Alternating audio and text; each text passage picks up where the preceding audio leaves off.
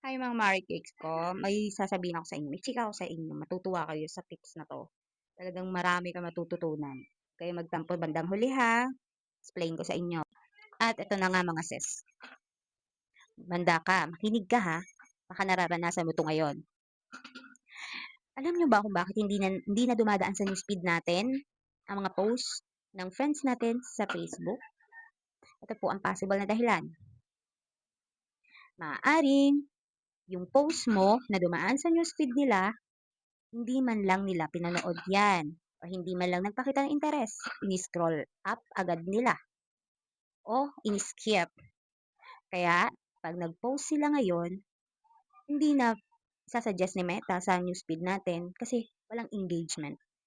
Ayun ang possible na dahilan. Ayun ang pinaka-main reason na dahilan. Walang engagement. Kaya yung mga napapanood natin, di ba? Pansin nyo, kung saan tayo interesado, yun ang mga lumalabas sa newsfeed natin.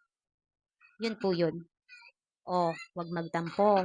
Hindi porket hindi pinanood ang video mo, magtatampo ka na. Maaring hindi sila interesado sa content mo. Maaring kinakahiya ka nila kasi mukha kang tanga. 'Di ba? Ganun lang 'yon. Pero wala tayong karapatan magtampo doon. Maaring yung trip mo, hindi nila trip. Yun lang. Bye mga Mima. Thank you for watching. Please follow, like, and share po. Thank you.